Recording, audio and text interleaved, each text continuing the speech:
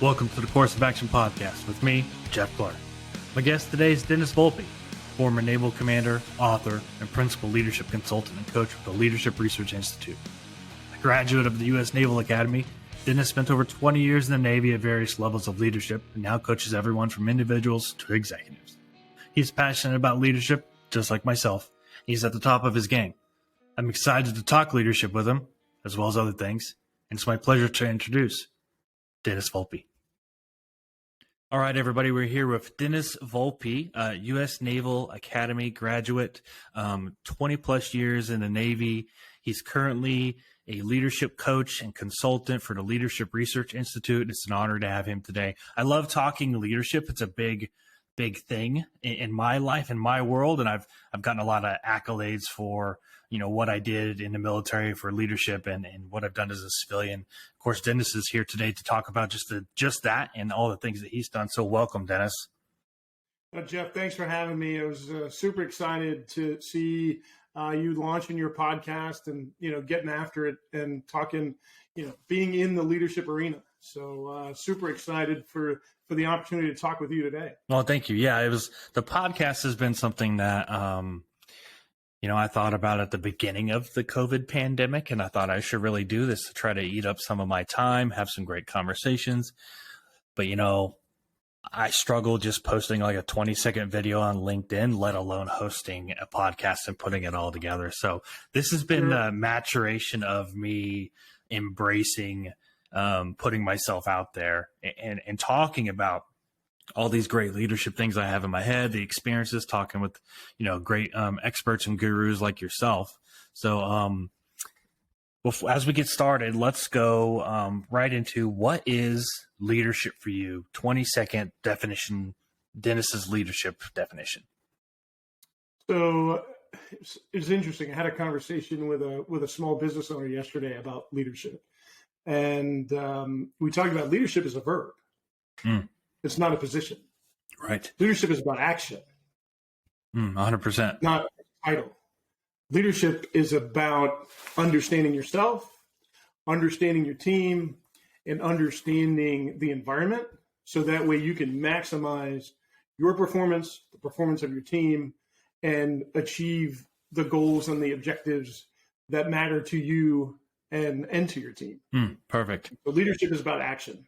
So speaking of action and understanding yourself, which you just kind of dropped, you have a long resume. Just looking over your website, looking all over the media toolkit that you sent me, US Naval Academy graduate, over 20 years in the Navy. You left as an 05, which is a commander, correct? Yep. Commander in the Navy. Columbia University certified executive coach. You're an author. You're also on the Forbes Coaches Council, and you work for the Leadership Research Institute, which is a huge international research institute. Everything from individuals all the way up to executives on the Fortune lists. And you have this massive career. You have these impactful things that you've done.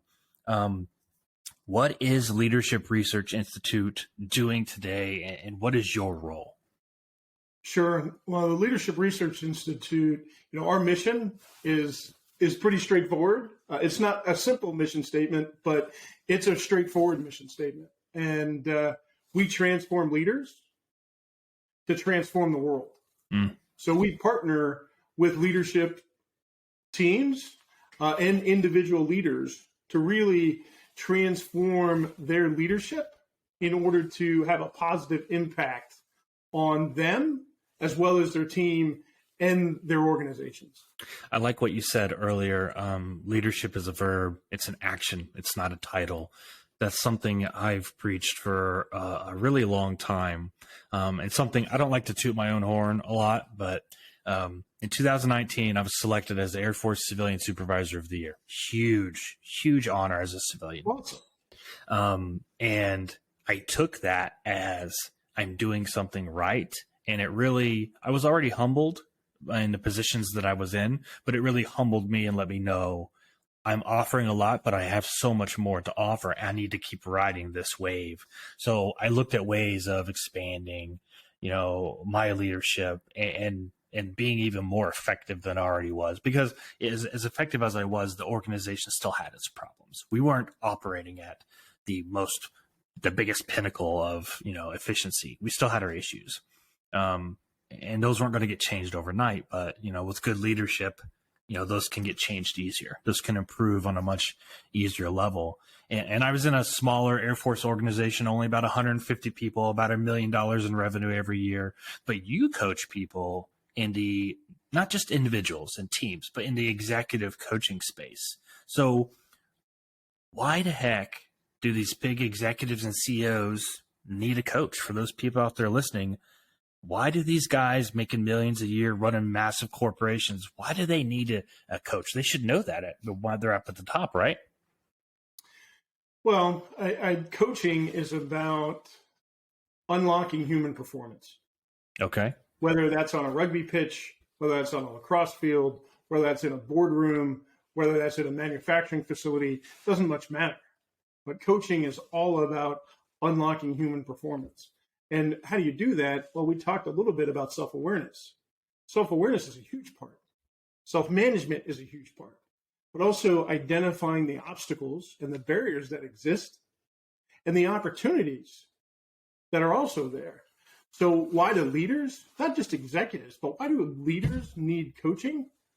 And I can say this because I've worked with a decent amount of coaches myself, is that leaders need the opportunity to talk about stuff that matters to them, right, personally and professionally, that they can't talk to their teams about. They can't talk to their board of directors about. They can't talk to their board of advisors about. And they need a trusted advisor in their corner. Yeah. To provide them with informed insight. That's experienced perspective. Yeah, that's unbiased support and really unfiltered accountability. There you go. Unfiltered accountability. Because you have that individual as your coach, as your consultant that's outside of the organization, who you can use as a sounding board.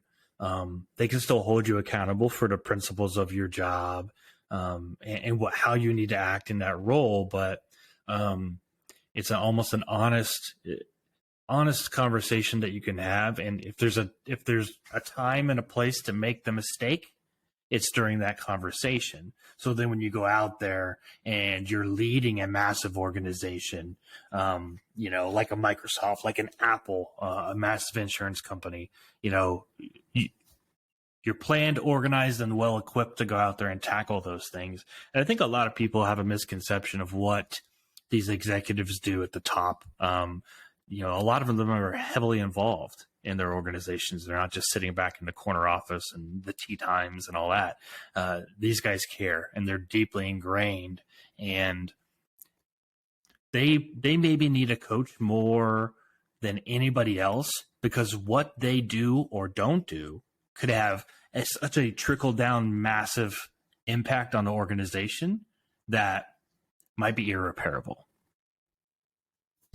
Well, I would also say that, from a leadership perspective, it doesn't necessarily have to be that man or woman that's in the corner office.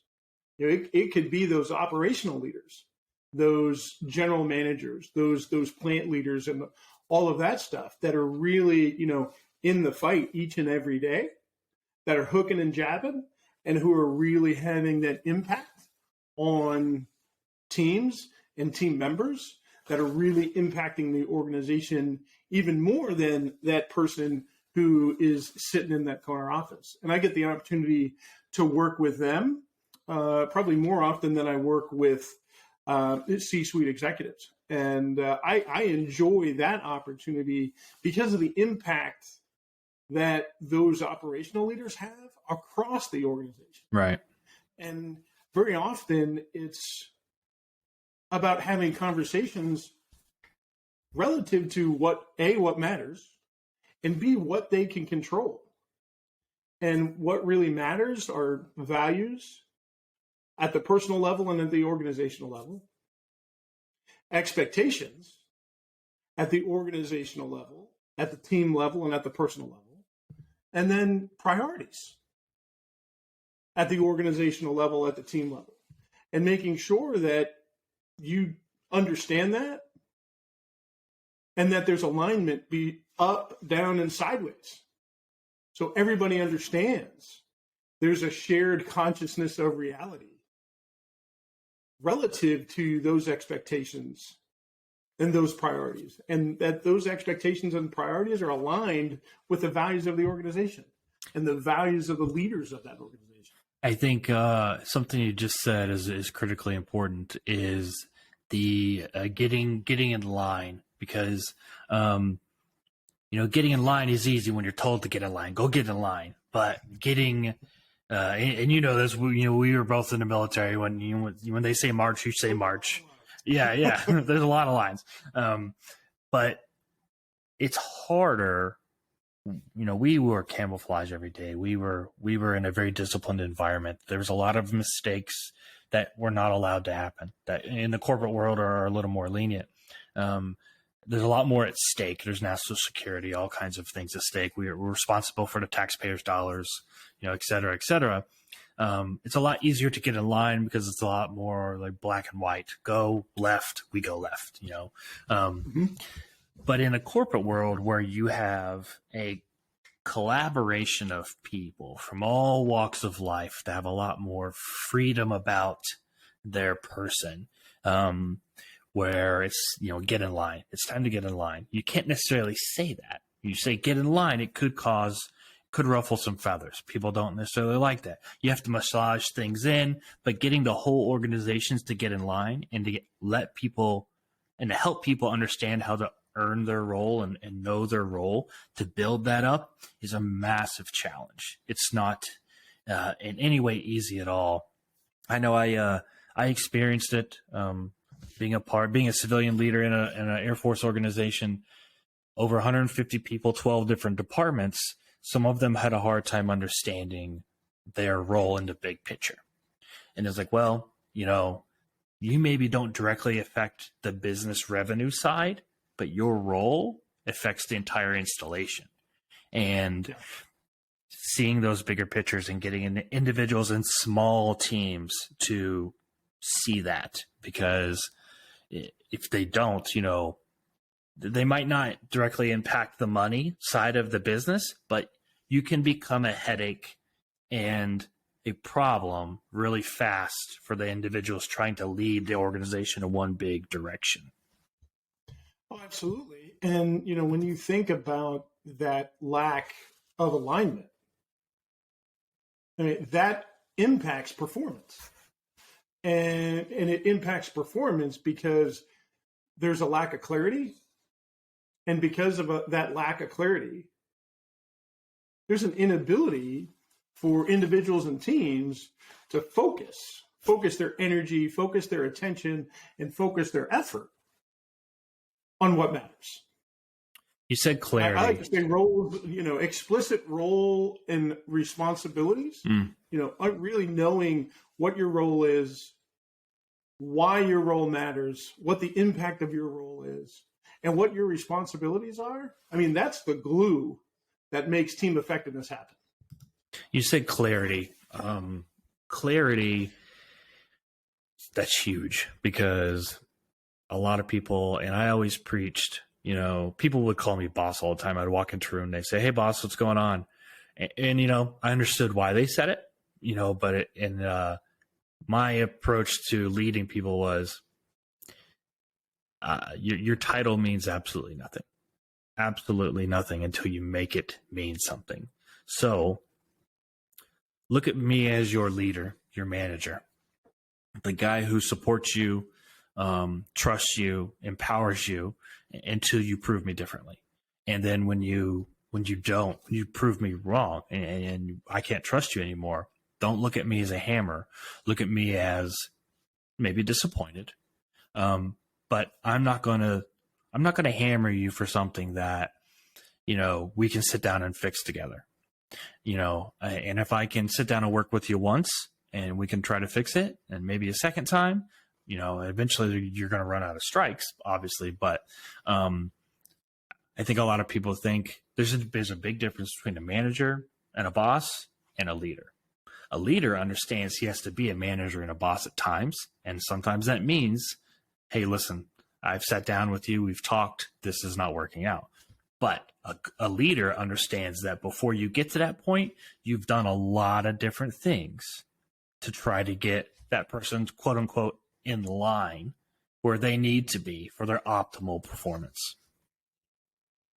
So I've been working with a developing talent program for a couple of years, and working with vice presidents who are high potential folks within a financial services organization.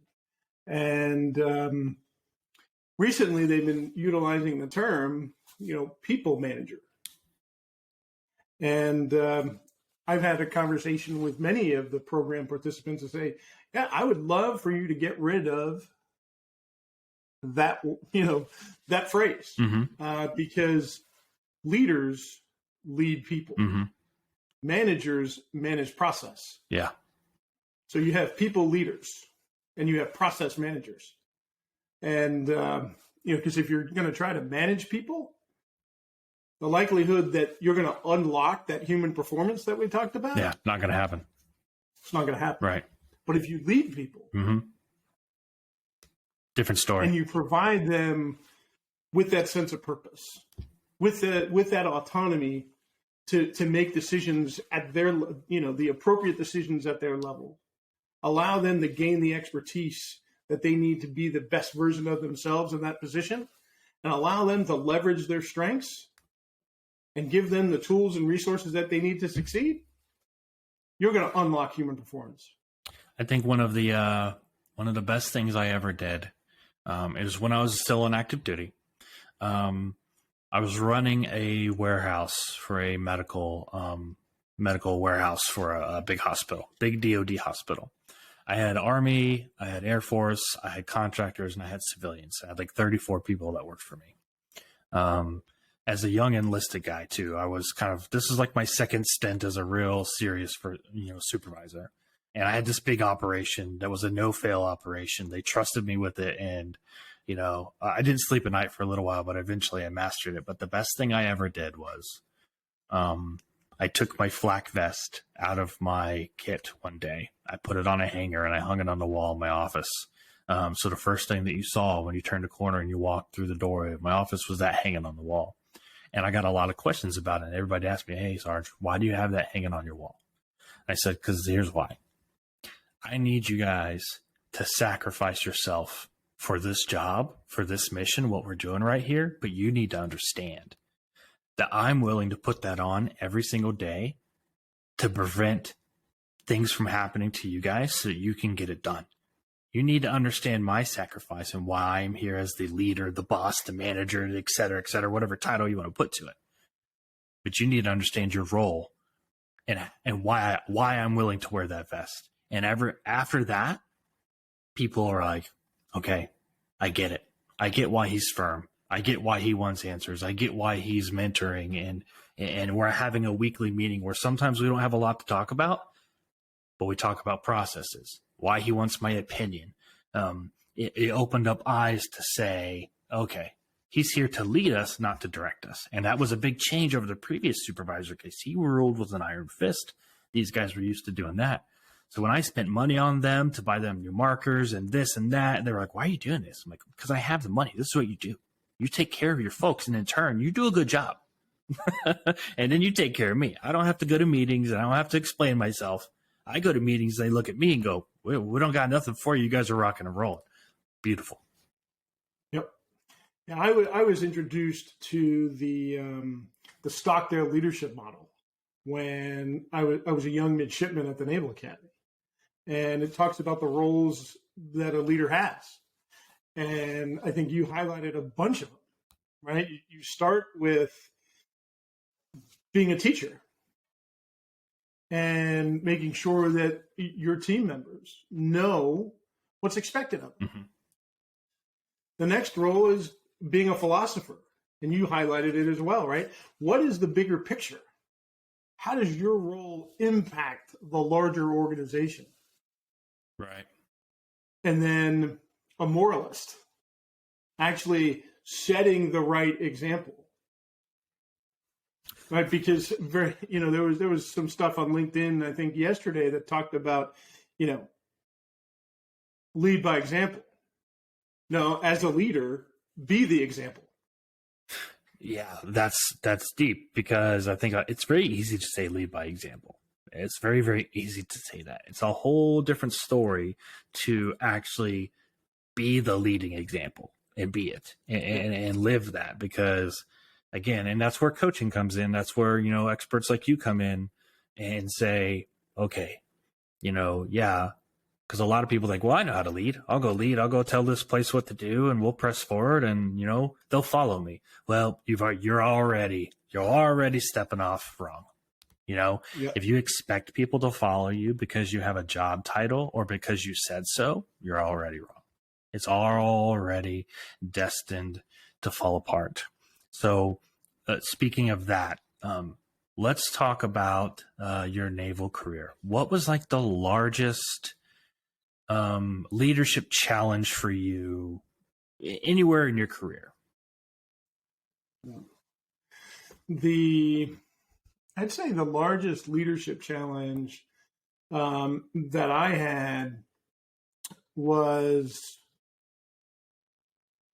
non-judicial punishment. Okay. So as a commanding officer, for those that are not in the military, the military has the Uniform Code of Military Justice, and commanders, based on the actions or inactions of military men and women, may have to hold them accountable to that judicial standard. And, that was the biggest leadership challenge, because you had to make a decision relative to what's good for this sailor, or what's the best for this sailor, what's the best for this command, and what's the best for the Navy. That's a big responsibility. Yeah. And, ending somebody's career because of something that they did or something that they didn't do was always tough. And, anytime you have to put a sailor, an airman, a Marine, a soldier, a Coast Guardsman, in harm's way, that is always a tough leadership decision. Yeah. And so non-judicial punishment, making sure that you're setting the right example, and that you're not only upholding the standards of the military, but you're enforcing a standard. And when you look at, those 5 roles of a leader, right? A jurist is one of them, right? And because as a leader, when we start thinking about that, well, if something is not in accordance with, standard operating procedures, or is not aligned with the values of the organization, as soon as you don't do something about that, that becomes the new standard. That's a great point. Your inactions can have an impact on how you lead, and there's those times, and that's what I always kind of told people. I'm a leader. I'm going to lead you, help you be successful, and together we're going to be successful. There are going to be times where I'm going to have to be the boss or the manager, and I'm going to have to do things we're both not going to enjoy. It's a part of good kind of order, discipline, and keeping the morale. And you need to understand what your role as an individual is in that. And it goes both ways when you're talking to an individual and when you're talking to yourself. Because you're still an individual. Even when you're a leader as a part of a team, you still have an individual role as Jeff, as Dennis. And you have to understand that, you're just as accountable for the things that you're going to hold accountable for. And then some, because of your position that you're in, so you have to understand, because you can lose credibility in the snap of the fingers. You can lose credibility by saying the wrong thing, holding someone accountable and then going off and doing whatever you want loses credibility. That's dangerous for morale. It's dangerous for good order and discipline, whether it's military or whether it's in civilian world. So you have to be careful with that, because you have to have a standard, and then you have to follow that standard just for everybody else. And you have to have standards for yourself. And I think the biggest thing for me in my military career that was the biggest challenge for me was doing that, was finding out how to hold people accountable and do those things that you don't like to do. I never had to do non-judicial punishment, but I gave out, letters of reprimand, letters of counseling, had to recommend things to the commander for them to do that they took non-judicial actions on. But doing that face to face with someone and telling them you're wrong, you really screwed the pooch on this one. The fortunate position that I was in as an NCO, as an enlisted leader, was I could say, okay, you're going to go to the commander and they're going to hand you your rear end and you're going to get slapped down for this, but then you're going to come back to me. And I'm going to say to you, this situation right here doesn't have to be forever. It doesn't have to be the end. What we're going to do next is we're going to get past this. It's up to you to change your attitude and change your mentality about it. And we're going to keep rocking and rolling. Because I've seen plenty of people who have gotten smacked down, taken, rank away from them, lost their job and all that. You can stay in the gutter if you want to, or you can get back up. And you were in a similar situation at one point in time in your career. And we can discuss as little about it as you want to, as much. I know you're open to talking about it, but you were down at a low point and you had to make that decision to rise back up. How was that experience? Yeah. So I had a really successful career. I was blessed to be able to go to one of our nation's service academies. And I was a career surface warfare officer and had a lot of success and got selected to go back to the Naval Academy as a leadership instructor. And then, was a ship handler of the year. I was, a Navy Marine Corps Leadership Award winner. I was an Arleigh Burke Award winner for operational excellence. So had a great career, got screened for command, got selected for command. And, that's not a large group of people get that opportunity. So I was humbled by it for sure. And I had an amazing team. But at the end of the day, sometimes teams fail. And the key thing is, how do you go from failing to not being a failure? Mm-hmm. And I think you highlighted that. And for me, it was when I was in command. We were supporting the 2014 Sochi Olympics, providing, maritime presence. It was a national tasking mission. So it was pretty high order. That's a big deal. We were close enough to the Sochi coast that you could see the Olympic torch in the foreground of the Sochi mountains. Wow. Close enough that the Russians were not happy that we were there. Yeah, I'm sure they were. And close enough that, our national leadership was interested in what we were doing and how we were doing it. And we were doing it really, really well. And then we had to check off station and sail across the Black Sea to get gas we call it a brief stop for fuel, right? A BSF. And when we were entering port, we had an operational mishap. We had a grounding. For those that are not familiar with that, that means either your hull or your propeller hit the bottom. And for us, it was the propeller. And we damaged the propeller. And we were deemed non-mission capable during a heightened time of, during heightened tensions in the Black Sea.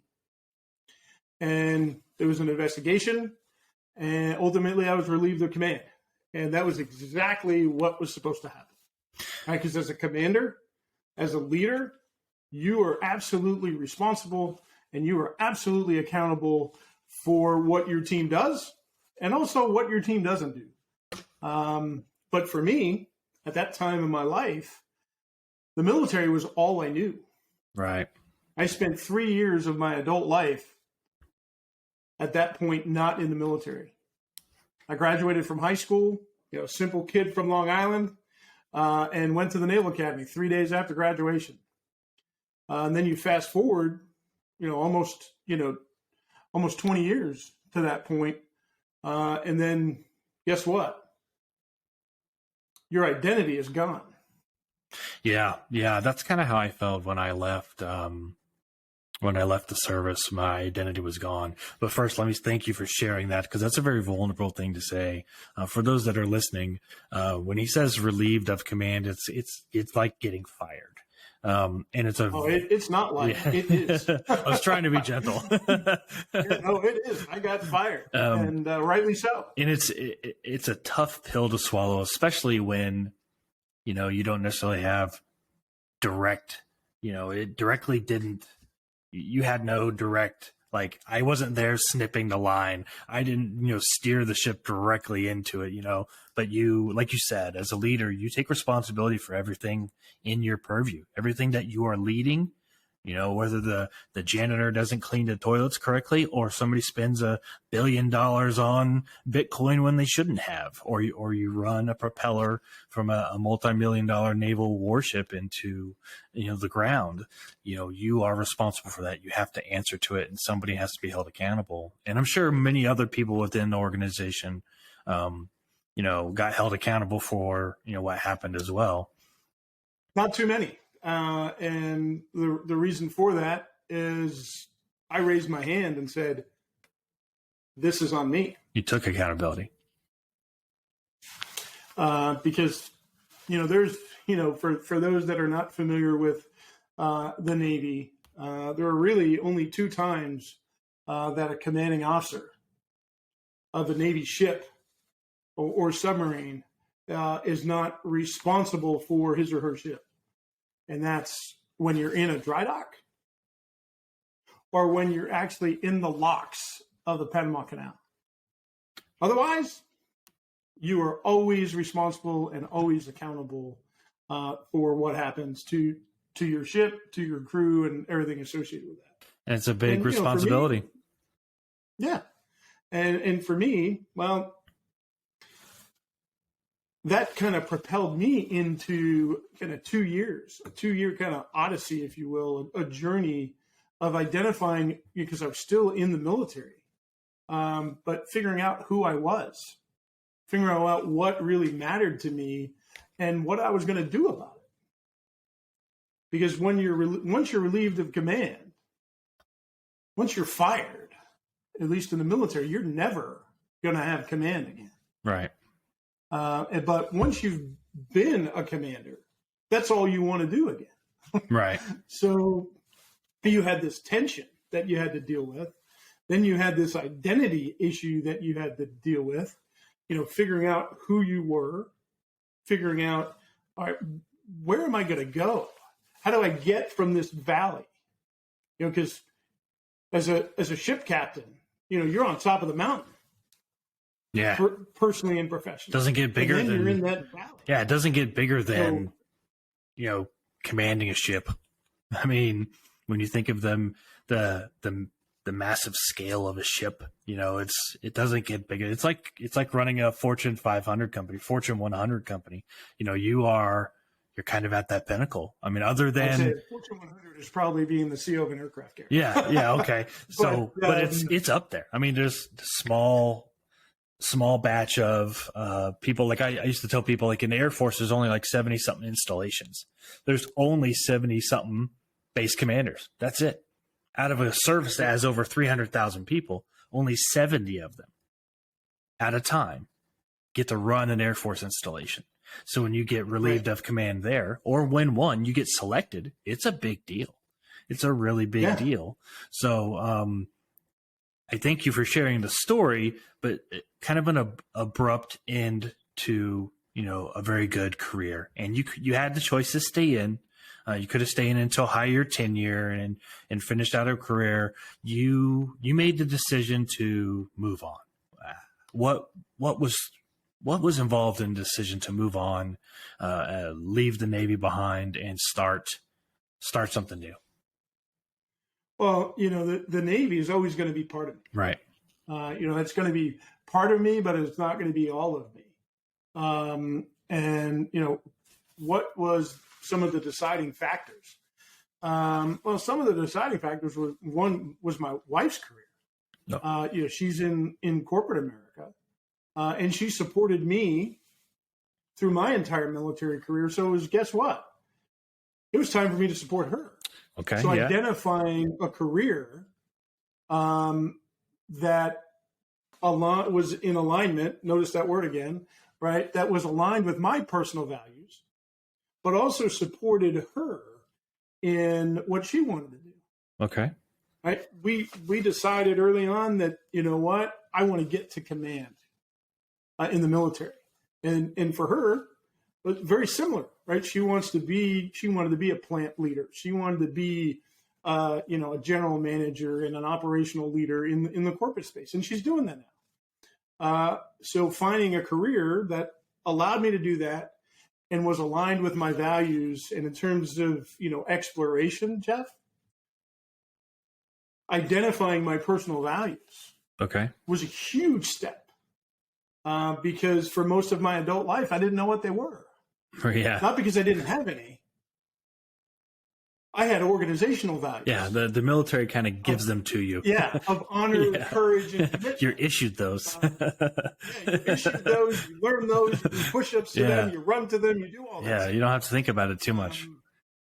You don't think about it, but, how do you make a choice about your career and about your life? Yeah. Well, honor, courage, and commitment is not all that helpful. Okay. Yeah. Now, am I going to be honorable? Am I going to be committed? And, am I going to be courageous? Absolutely. Sure. Yeah. But what do I need in my life to be the best version of myself? And for me, it's autonomy. To be able to do the things that I want to do with the people I want to do them with, being on your podcast, right? Right.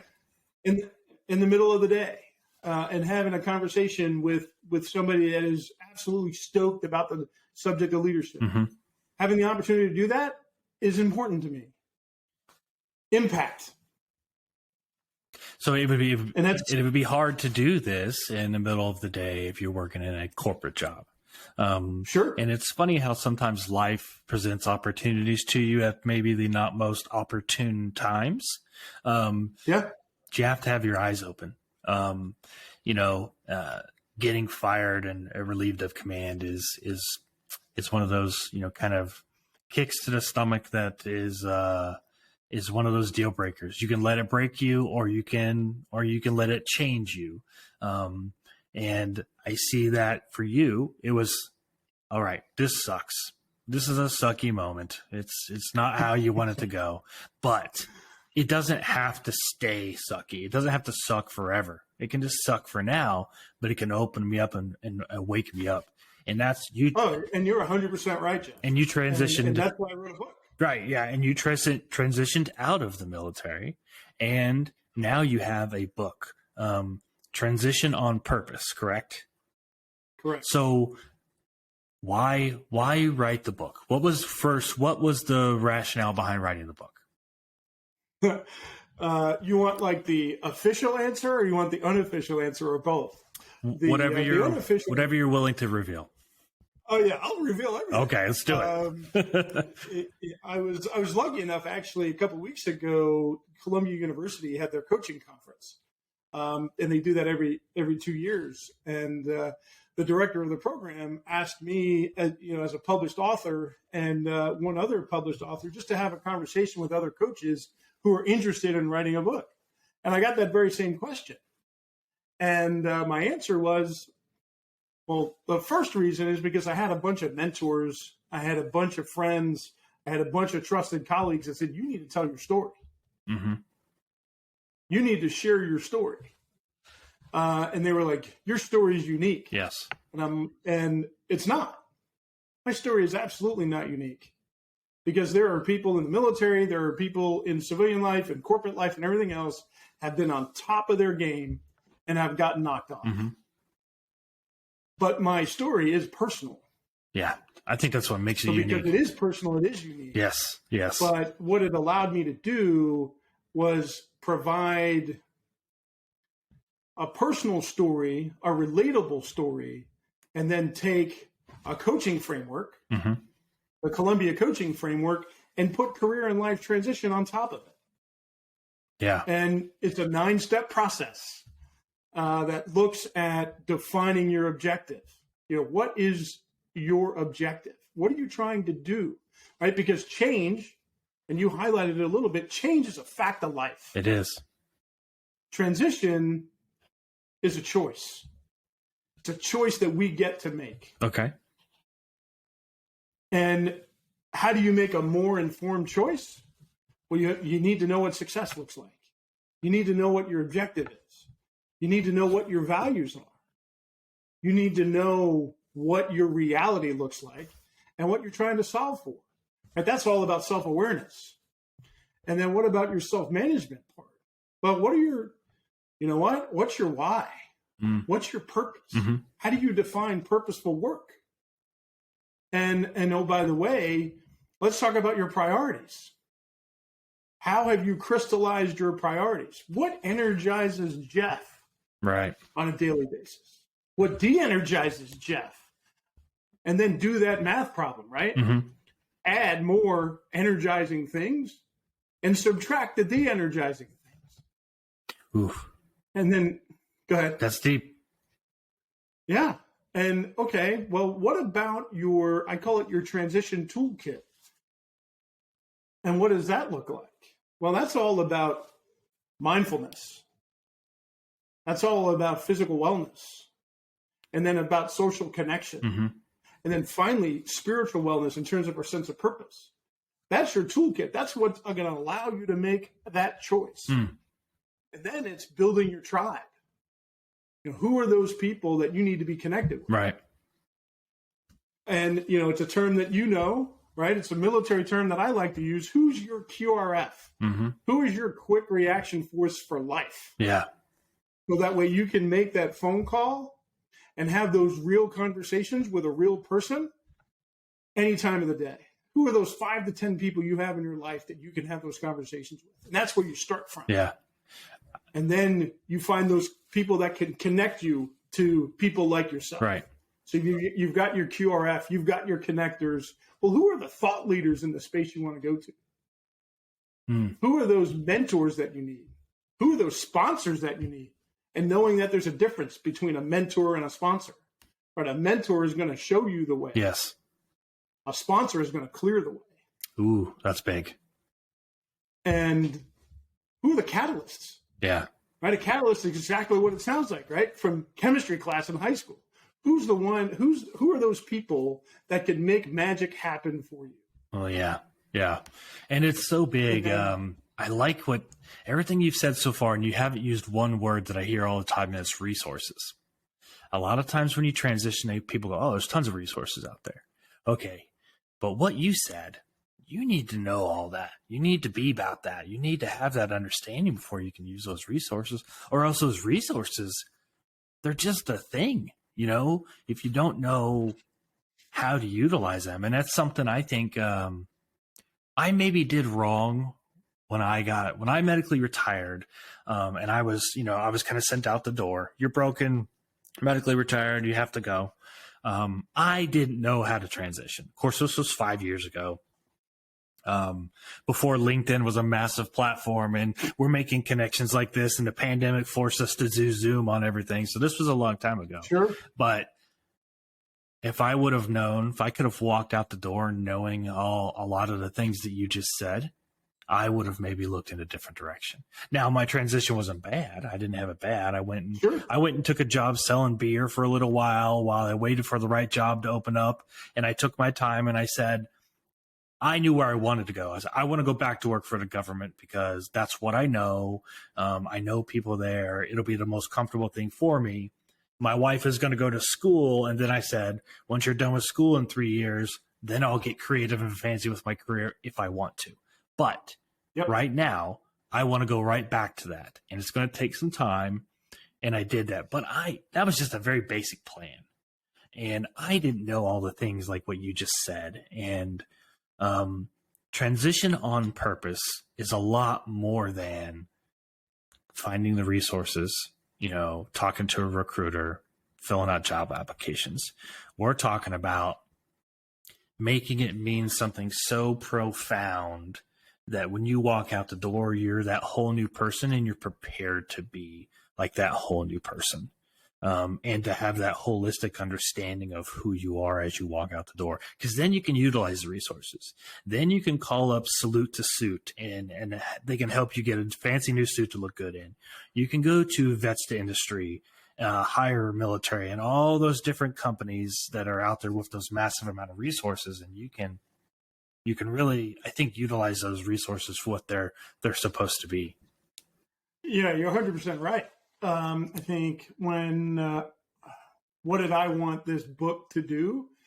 And it goes back to that one word we talked a little bit about earlier, to provide clarity about what matters and what people want to do about it. And, that's why I put together an e-workbook that's on my website that people can download for free. And they could literally start asking themselves those deep questions, those deep questions that sometimes we don't even want to answer. Yeah. But we need to answer them. We don't want to, but we need to. Yes. And I put together, an online assessment as well. It'll probably be up on my website later today. That looks at is an assessment that looks at transition. It's not just military transition, it's career and life transition. Because absolutely military transition to civilian transition to, a civilian career is tough. But, we're not the only ones that transition from career to career or from life situations to other life situations. 100%. Right? So, transition is a thing. Not just for military men and women, but for everybody. And knowing that transition is going to be a choice that you get to make, how do you make a more informed decision about that choice? Well, and anybody listening who's not in the military or hasn't been affected by the military or been around someone, a family member, whatever, transitioning, what Dennis just said is money. The pandemic showed us that a lot of organizations and people didn't know how to transition, because one day they were in work and the next day they were sent home. Maybe they were sent home with a laptop to continue working, or they were sent home, goodbye. That's a big transition. And it was very abrupt. What do you do next? What do you turn to? How do I embrace sitting in front of a laptop in my pajamas every day? It sounds great, but there's a lot of elements to it. There's a whole lot of distractions here at home. Or I get sent home. I got laid off. I got fired because of this pandemic. So when we talk about transitioning on purpose, just to help Dennis plug this book, this is about transitioning literally on purpose. How do you do that? You don't necessarily have to have worn a military uniform in order to, take this advice and this counsel and these things that he has in written words. So transitioning on purpose is a really big deal. And again, we talk about the pandemic. It seems to come up all the time, but there's a lot of things that, relate back to it. And now that we're kind of, some would argue we're still in the middle of the pandemic. Some would say we're, on the tail end of it. But what's the hustle like for Dennis now? And how has the pandemic kind of changed the way you've had to do business? For a lot of people, it's similar. And because I used to do a lot of in-person programs. I used to facilitate a lot of in-person workshops. And that doesn't happen as much anymore. So, at LRI, we had to make a huge pivot from in-person programs to virtual programs. And we made that pretty well. What does a week look like for me? Mm-hmm. Jeff, it depends. It totally depends. Whether it could be a 2-day emotional intelligence workshop. It could be followed by some executive coaching or leadership coaching sessions for operational leaders. One day it could be some pro bono coaching for transitioning military veterans on another day. So it all depends. I get energized when I get the opportunity to work with can-do leaders who are looking to, increase their self-awareness, have better self-management, and really want to get and succeed in new and challenging environments. And they're looking for that informed insight, that experienced perspective, that unbiased support, and that unfiltered accountability. They're looking for that trusted advisor who understands what it feels like and what's required to succeed, knows what it feels like to fail, but not be a failure, and to be a resilient leader. So for folks that are looking for that, I absolutely love the opportunity to work with them. This is you coach individuals, teams, executives. Anybody can go to your website. The new assessment. By the time people hear this, the new assessment's going to be up on there. It'll be on the resources page. Okay, on the resources page here in a couple weeks when this podcast is launched. Dennis will have that out. Free assessment tool. You have the ebook on there they can download. Of course, they can go get your book, Transition on Purpose. I have one last big question for you, and I noticed reading on your website, you're a rugby guy. You really like watching rugby, being outdoors. But what is your favorite thing to cook on the Traeger? Favorite thing to cook on the Traeger?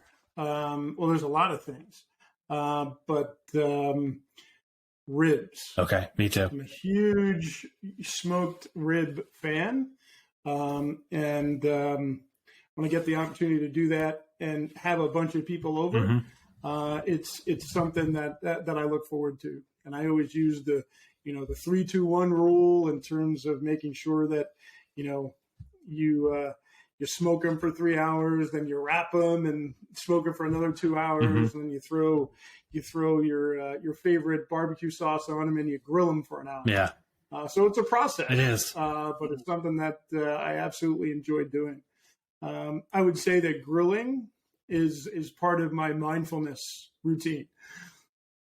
I like that. Yeah, I especially during the summer, because this new house we just bought has a pool, so I have like a fireplace and a pool and a lounge area, and I have my grill set up with my Blackstone that I just bought and all that. And nothing is more fun for me than on a Saturday, on a hot sunny day, throwing some things on the Traeger, kids in the pool, some cold beverages, and just kind of enjoying life to kind of reset, Absolutely. to get that, like you said, that mindfulness, like recharge. It's a big deal for me, and I really, really, really enjoy that. And I like doing ribs, but recently we've really gotten into doing stuff that's kind of out of the ordinary, because that Traeger grill is so diverse. And we actually did an apple pie the other day, and it was very interesting. We did a pizza a couple weeks ago. So we've been trying to get into doing some, out of the ordinary type of stuff. Yeah, no, I love the opportunity to do it. What was an out of the ordinary thing was smoked shrimp and scallop ceviche. Okay. If you're into that kind of stuff, that's definitely something that we like to do. But yeah, it just provides an opportunity. And when, going back to my values, one of my values is connection, having the opportunity to interact with some amazing people. And sometimes food is the best instrument to make that happen. Sure is. Yeah. So, Dennis, it's been a pleasure. When we stop recording, don't hang up, because I want to chat with you for a few more minutes. But before we let go, tell people where they can reach you: website, social media, etc. Absolutely. So the first place to find me is on my website, which is dennis-volpe.com. And you can find me on LinkedIn. And you can also get in touch with me through the Leadership Research Institute. So www.lri.com. Awesome. So my website, LinkedIn, or through LRI. And that's Dennis-Volpe. That's VOLPE. It'll be in the show comments. So in the notes, so anybody listening, you can go check out the show comments, and I'll have some of those links in there as well. So you know where to contact Dennis. He is the leadership guy. Forbes Coaches Council, Columbia certified coach, US Naval graduate. The man knows leadership, even wrote a book on how to transition on purpose. He's your guy. Dennis, thanks for coming on today. I really, really appreciate it. And we will definitely speak again. Awesome. Thanks, Jeff. All right.